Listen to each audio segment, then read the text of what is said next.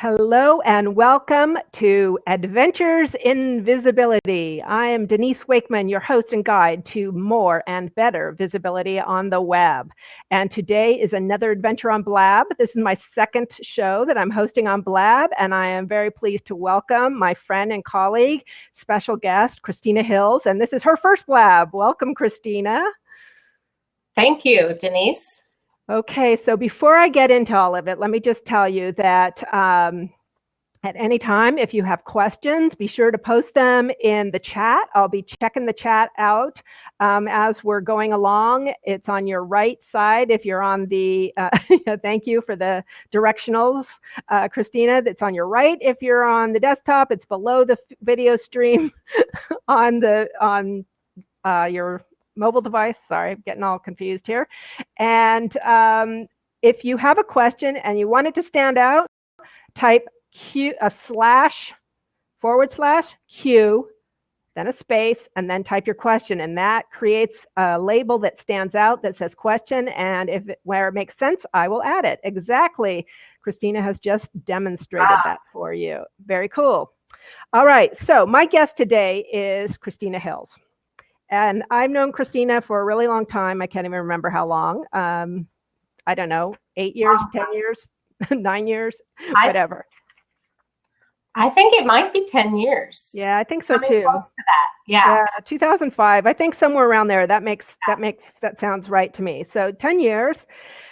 Wow. So Christina is the founder of the Website Creation Workshop. And if you have a business, whether it's online or it's a bricks and mortar offline, you probably know by now that you need a website. And the reason for that is if you want people to find you on the web, you need to be visible. And one of the top ways to be visible is having your own digital real estate, and that is a website. So that's what we're talking about today. And Christina Hills is the queen of WordPress websites and how you can build them as a non-techie and a techie if you want. So let me just tell you, give a little background of Christina, and then we'll get started. Christina Hills is a speaker, educator, mentor, and internet marketing expert to non-techie entrepreneurs who want to build an online business using their website, WordPress as their website platform, sorry. She puts the fun into teaching technology and empowers business owners to be in full control of their marketing. And I have had the pleasure of being on webinars with Christina, being at live speaking gigs with Christina, and she is an excellent teacher. So I know we're going to have a great conversation today because she knows how to speak, she knows how to share her expertise, and that's what we're going to do today. So thank you for joining me today, Christina. Welcome. Oh, you are most welcome, Denise. Happy to be here. Yes, me too. So before we get started with my questions for you, I want to find out from you in the audience, do you have a website? And if so, what platform is it built on? So if you could just type that into the chat here so we can get a sense of, where you are. Do you have a website? And if so, what platform is it built on?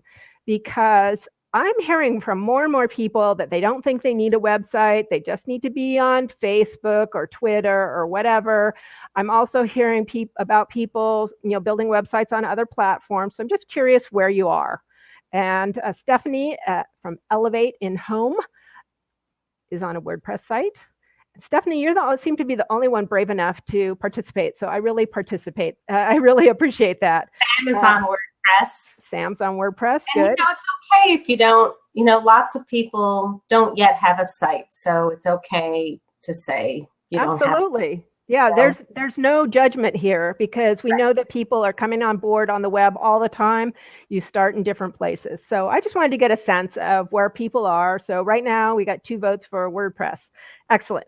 So Christina, anyone who knows you knows that WordPress is your platform of choice. And before we really go deep into that issue, could you clear up what the difference is between WordPress.org and WordPress.com? Because that's a question I know you get all the time. It's a question I get all the time. So why don't we just get that one out of the way first? Okay. WordPress.com and WordPress.org are both part of the same parent company. So they're two different divisions of the same parent company. WordPress.org is the self-hosted version of WordPress. So what does that mean? When you get a WordPress.org site, you're going and getting your own hosting account, getting your own domain name, installing WordPress, and creating your website. And that's what I teach, is the self-hosted version.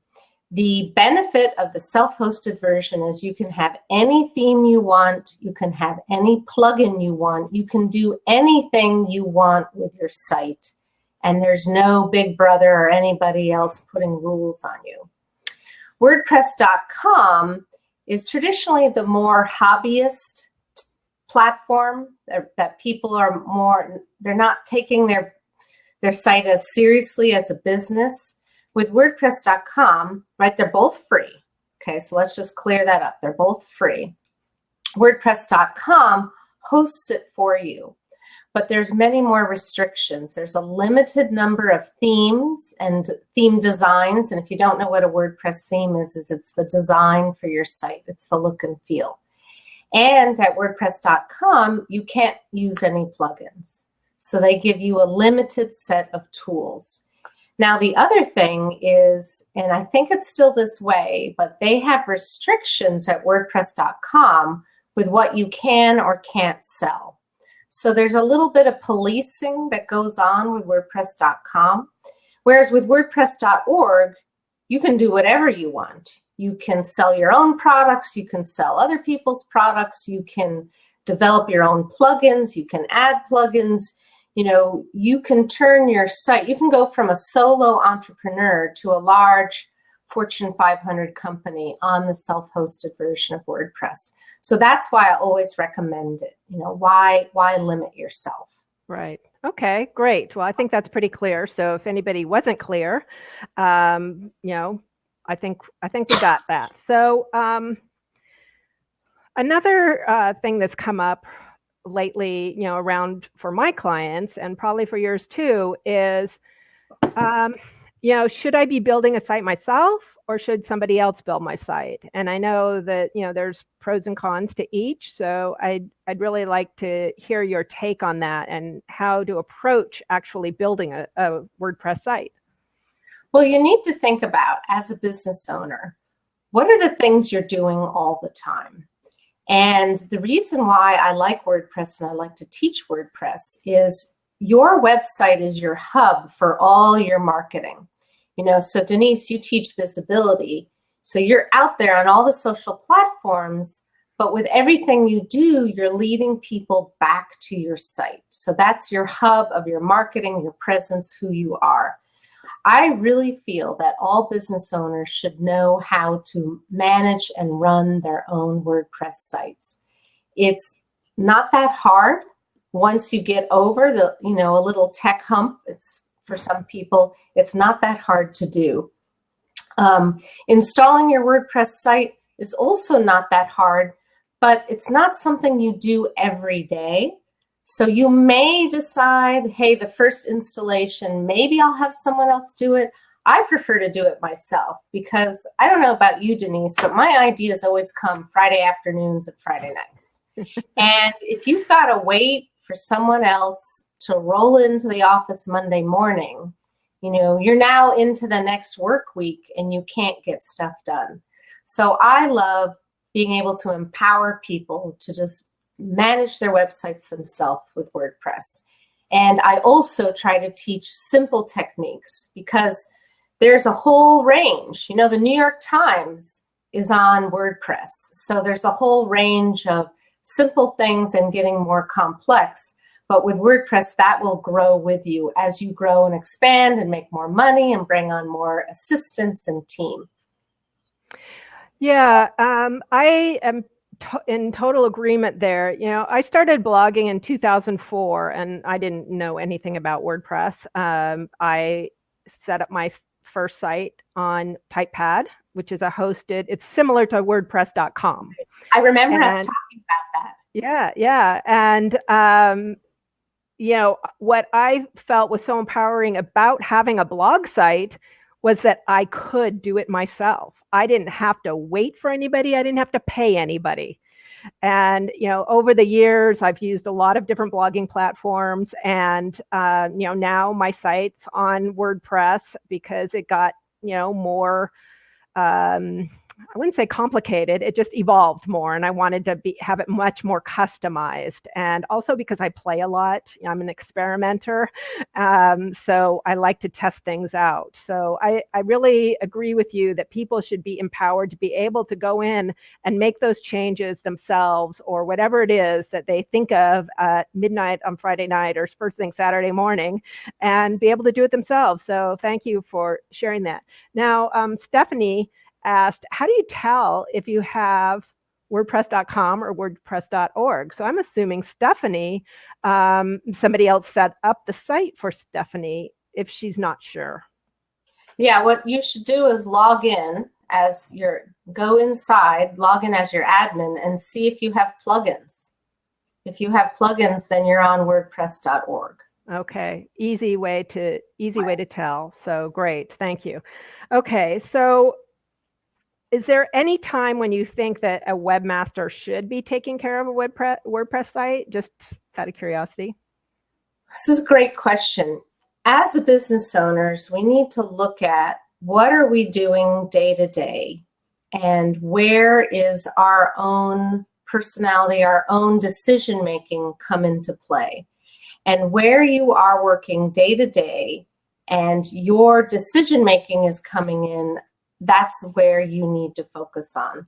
So for example, writing your own blog posts. Now, maybe you have a ghostwriter, but still, that is your marketing, that is your personality. You need to know how to go in there, type in your blog posts, add pictures, and boom, publish it. There are some things that maybe you don't need to know how to do all the time. And then you have to decide, you want to spend the money to have someone else do it. So here's a simple example. Keeping your WordPress site up to date, right? I meet so many people who are afraid to click the little update button. The little update button takes like 30 seconds. And if you're right in there, you can just click it and do it. But that could be something you outsource to someone else to have them come in once a week. But really, I think of marketing and working on the internet more like an exercise. And the more you do it, it's into your rhythm. And so you just get into the rhythm of going into your site, looking to see if you have comments, right? You're in there anyway, probably responding to people commenting on your site. I think having an assistant respond to people on your site as you, can be a little bit harder because it's your own personality. I know some people do it. So you want to think of, what are the things that I'm doing all the time that I should be doing, right? As marketers, as business owners, we need to put our personality, our spin onto our site. So those are the things you should do all the time. If there's a problem, I would hire someone else. Yeah. So here's a simple thing. I do my own backups. It's pretty easy. I click the button, I do my own backups, and I have my assistant do a monthly backup.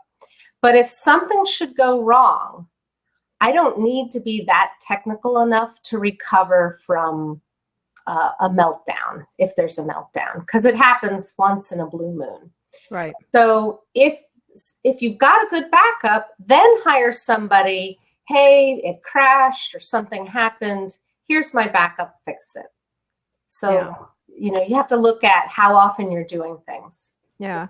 Well, I know I got to the point where, for me, while I can do a lot of things, I don't want to take the time to do it. It's not in the best use of my time, which is what you're saying. You got to know where to put your energy. So I do have a techie who takes care of it, who checks everything to make sure it's secure, because there's so many bot attacks now. And there's a lot of customization on it's evolved so much that there's a lot of customization. So now it's like, you know what, would you just do it? Because I don't want to break it. No, not that it's so easy to break, but so, in terms of learning WordPress, what would you say are the challenges to learning WordPress? Because I know you recommend that a business owner learns it. I do too. I always recommend know how your stuff works, and then you can turn it over to someone else if you need to. But what would you say are the challenges that people come up with when in learning WordPress? The biggest challenge that I find people have in learning WordPress is not having a playful, childlike attitude, and they're too scared. They're scared to click. So many people are scared to click. They're scared to try things. And, that's why I have a unique way of teaching WordPress that helps remove that fear from people. But if you can get over the fear and get very playful, you're going to learn it much faster. And that's why, some people, they come to me and they've got a WordPress site and somebody set it up so they're kind of scared. And the way I teach, I set up a practice site for all my students. So then in the practice site, they don't have to be scared because they can't break it. And that's the key, is not being afraid to try things. Yeah.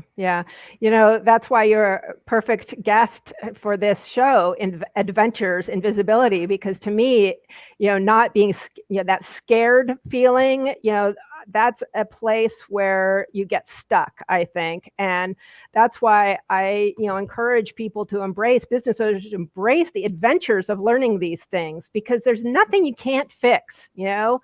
There's nothing, you're not going to die if, your WordPress site, has a glitch on it. So, it's about embracing that mindset, if you will, of, let me try it and see if it works. And when it does, that's really exciting. And if it doesn't, someone's going to be able to help you get out of it. And, it's not that big of a deal. So I appreciate that, don't be scared. I mean, because I know a lot of people who don't do stuff because of that as well. So thank you. And I really think it's a generational thing. My daughter's a millennial, and she did something, and I'm like, how did you figure that out? She's like, I don't know. I just kind of kept clicking until it worked. And I know a lot of boomers, they didn't grow up with that. They didn't grow up with technology. So this is new, and getting comfortable with not knowing things. Right. And that's what millennials do really well. Right. They don't know it. They just try it, and then it works. Right. And so if boomers and Gen Xers can just try things and see if it works. Yeah, it's experimenting. Experiment. It's all about the experimentation, right. I think. And, just embrace it, go with it, experiment, and see what happens. Most of the time it's going to be okay. Right. So what kind of websites can you build with WordPress? I mean, what have you seen with the people you've been teaching? You've taught hundreds of people over the years. What kind of sites are you seeing being built? All kinds of sites. You can create, I like to tell people you should have at least one authority site, like one main site that's about your business. But you can have sites that are just opt-in sites. You could have sites that are just sites for your videos.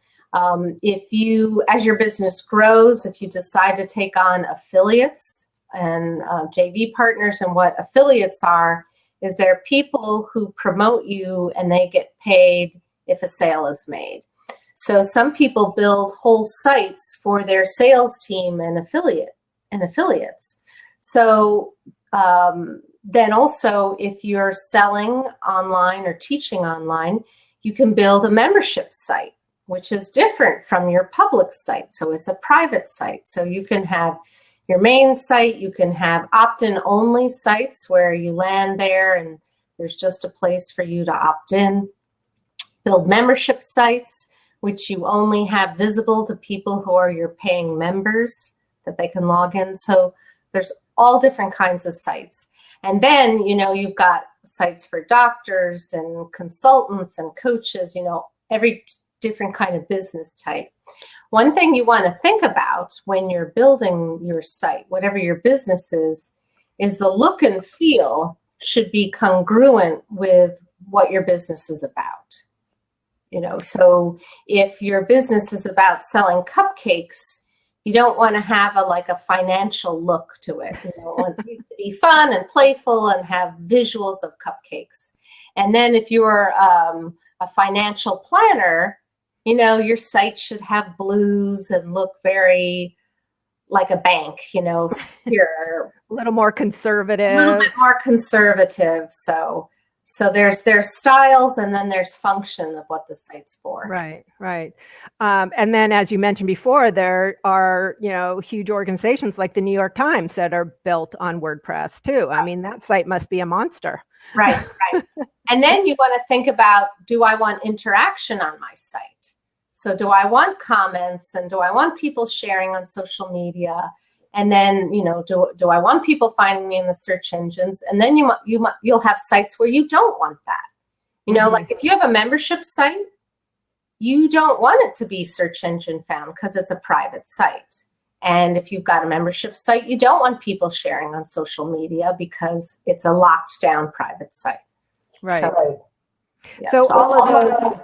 Oh, now I'm getting some feedback there. All of those pieces that you're talking about, whether it's shareable or not shareable, comments, not comments, private, public, etc. Those are all features that you can turn on or off on the WordPress platform. Right. So you can make it very custom. So WordPress comes trimmed down, and they call it WordPress Core. So that's the essentials of the software. And then they allow you to add on different plugins and different functionality as you need it, because they want the software to run as fast as it can. And they know not everybody wants a site to share on social media, or not everybody wants their site to be found by the search engines, or not everybody wants commenting. So it's all, plug and play, mix and match. Yeah, it's amazing, because how many WordPress sites do you think there are out there? You must have this stat out in your head. Shoot. I don't have it in my head. I do know 20% of the internet is run on WordPress. Wow. Well, that's pretty big. Considering WordPress is not that old. I think it came out around 2003-ish. Okay. So okay. It's not that, and it's growing. Yeah, it's growing. So, what I'm just listening to you with all the opportunities for customization, and I want to talk about design in a minute, but, for all those options, there's probably no two sites that are the same in any respect, because there's so many different themes, there's so many different plugins, and, nobody's going to have the same list of plugins, because it's all very personal of how you want your site to function. Right. And the great thing, when it comes to themes, you mentioned themes, two people can buy the same off-the-shelf theme. You don't need a custom designer. Two people can buy the same theme, customize it differently so it looks like no one would have any clue that they were using the same design. Change the colors, change layouts, and that's what I love about it. Yeah, I really like that too, because, for me, I like to start with a theme, because, it's pretty much been tested, if it's a premium theme, and I'm going to ask you about that in a minute, but it's been tested, it's been vetted usually. And so I know it's going to work on some level, and then I can start, go from there to tweak it, because just to think of what I want, I wouldn't even know what I want. It's the seeing things to helps get it. Right. Yeah, I don't recommend having somebody build you from scratch a custom theme design. I do not recommend that. Okay. Do you want to talk a little bit about that? Yeah, people think so. When you get a WordPress site, WordPress has a default theme, and they're okay. I'm never crazy about the WordPress default themes. then you can either get a free theme design, and remember the theme is the look and feel for people who are not familiar with WordPress, or you can buy a premium design. So it's off the shelf premium design. They're generally under $100, $50, $100. You know, some companies you pay one price and then you get access to all their designs. So every theme design company is different. But with a theme design company and you're paying under $100, then you've got someone putting more time and effort to the coding of your theme design. Then once you get it, you can often change the colors, change pictures, so two sites can look very, very different. And what I like, Denise, is getting a theme, learning it well, so when I build other sites, I'm already very familiar with it. Right. But some people come to me and they say, oh, I had a custom theme made by so-and-so designer and now they've disappeared. And I go, well, do you have the original files? Oh, I don't know where they are. And then it breaks because the person's disappeared and you can't find them. Whereas if you get an off-the-shelf theme design, that company is going to be maintaining it and keeping it up to date. So for the price of $100 or less than $100, there's no way you're going to pay that to a designer to build you a custom theme. Well, and also this is an investment in your business. And I know a lot of people like, well, I just want a free theme. I don't want to spend any money, but you really are taking some chances there. And as you said, if you're buying from a reputable company, there's a good chance they're going to be sticking around and they're there to support you. They have support versus, disappearing, like you said. Now you've created a report about WordPress design, right? Yes. I have a link for it. Can you tell us a little bit about that? What people can find, and I'll post the link to it too, because it's a good report. In my report that Denise is going to post out, it's about different theme designs, what to look for. It's lots of pictures, very easy to understand report. And you can just go there and opt in and you'll get the download of that report. So what to look for, what to think about, some of the stuff we've been talking about, but with more visuals. Okay. So before I open up for questions from the audience or bring people in if they want to ask a question, maybe this might be a little controversial, but I've been hearing a lot about Squarespace lately. It's really seemed to pick up again. I had a Squarespace site from 2005 to 2008, but now it seems to have a renaissance. So there's a lot of people saying that, Squarespace is better than WordPress. I don't know if you've heard these arguments, but I know you're a WordPress person, but what do you say about the other, like tools out there for WordPress, for website design? I tend to not pay too much attention to that controversy because I look at what are the big companies using, and they're not using Squarespace, right? So Squarespace is more and it's going to cost you more than WordPress. So it's a platform and Weebly is another one. It's a platform for people to get a website up, but you're going to hit a block. As your business grows with these other platforms, you're going to hit a block. And why limit yourself? So if you just kind of look around at, what are the big marketers using? What are the big companies using? They're not using Squarespace. Okay. They're using WordPress because you want a platform that's going to grow as you grow and not be limited. And plus, the fees for those other companies are much higher. Yeah. Well, and that's the thing that, when I started in 2004, I went on TypePad and paid a fee, and I had like 10 sites on my TypePad account, and then it was like, oh my God, I need to compress and compact and then move over and all that stuff. But Denise, back then, TypePad and WordPress were neck and neck. I mean, you were picking, I remember that you had picked, one of the top platforms, and it's just that WordPress kind of took over. Right. At that point. Right.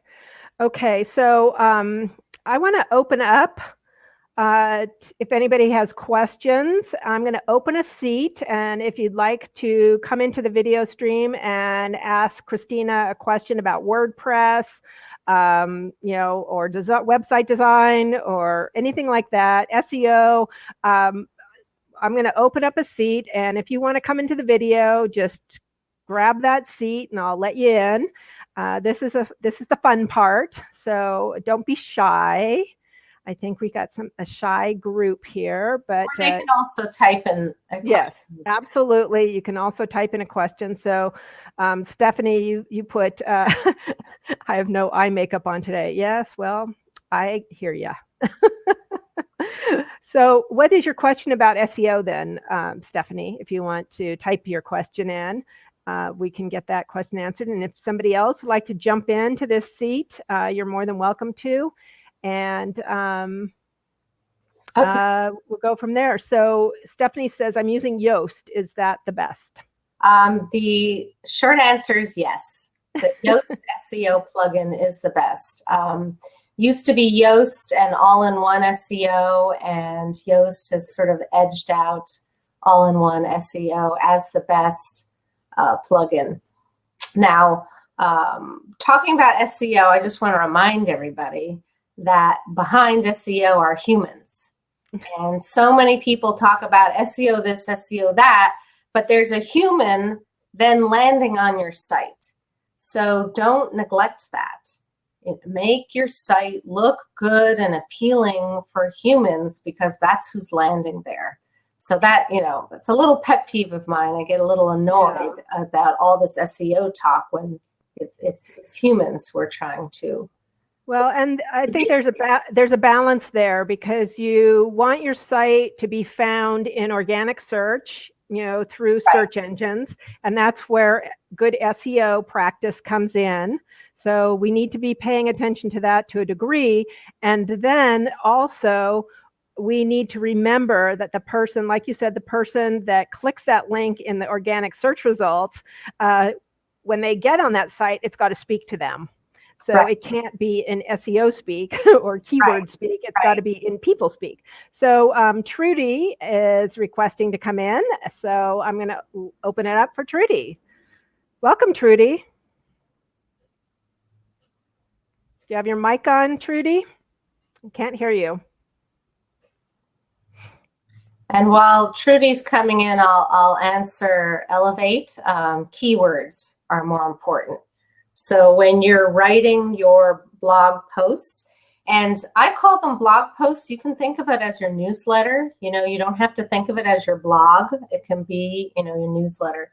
So you want to get your keywords for that article in the title and in the article, but in a natural way. So that's important. Yeah. So Trudy, we're not hearing you, so I'm going to close you out so that you can work on getting your mic set up. Again, there's an open seat. There's open 2 seats if anybody'd like to come on and ask Christina a question. In the meantime, Christina, I am going to ask you a question that I ask all my guests, and that is, if you would share with us your most memorable adventure. After all, this is an adventure show too. Okay. My most memorable adventure, and I can't remember exactly what year it was. I was in Italy. I had done a junior year abroad in Florence, Italy, and I met an Italian guy, and he took me on with another couple on a boating trip in the Mediterranean, and I think we were going to the island of Elba. Anyway, we set sail on this sailboat trip, and all of a sudden this huge storm came. We lost our motor, we lost our rudder, and we were 24 hours at sea with these 15 to 20 foot waves just going up and down and up and down. There was a beautiful moonlight. It was pretty scary. It was like The Perfect Storm, that movie. But it was an amazing experience, even though it was sort of a disaster story. But it was pretty incredible. We had to we had to put life vests on, and we had to tether ourselves to the boat. Oh, wow. Because it was a situation, if you fell overboard, there was no saving you. And luckily It was warm and it was summer. So that's my biggest. Oh my goodness. That, makes my heart race. That is an adventure. So I saw Trudy tried to come in again, but can you tell us a little bit about I know you've got a WordPress creation workshop coming up in the next few weeks. So why don't you tell us a little bit about that? Because I'm sure there's some people who would love to know about your program too. Okay. My program called the Website Creation Workshop is a program that takes you through step-by-step building your WordPress site. And it is designed for people who don't have a WordPress site, or for people who have one, maybe a webmaster set them up, but they're just not confident working with it. And what I do in my program is we install for each student their own test site.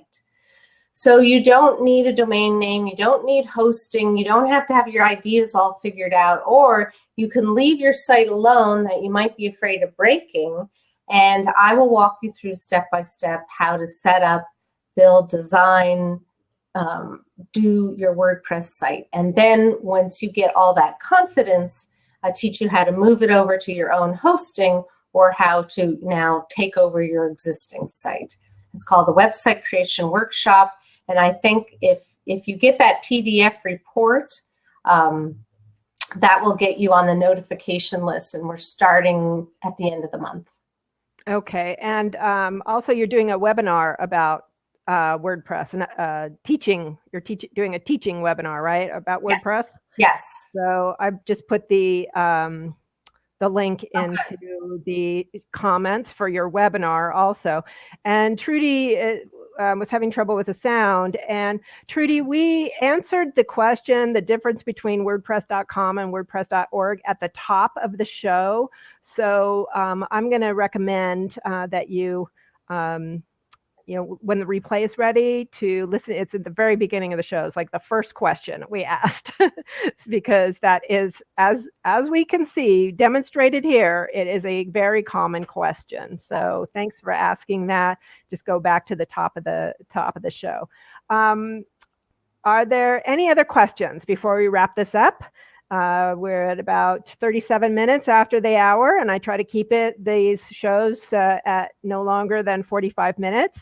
So if you have any more questions, you can either pop on to the video or ask a question. And there's a good question from Stephanie too. I just love how you're participating, Stephanie. Thank you so much. How long should a blog post be?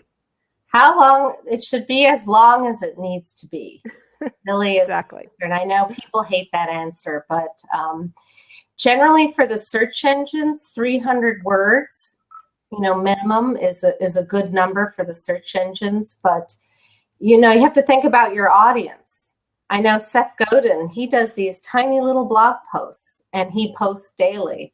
So it really depends upon your audience, what it is that you're talking about. But if you're asking in terms of SEO, 300 words is a good amount. It's a minimum, yeah.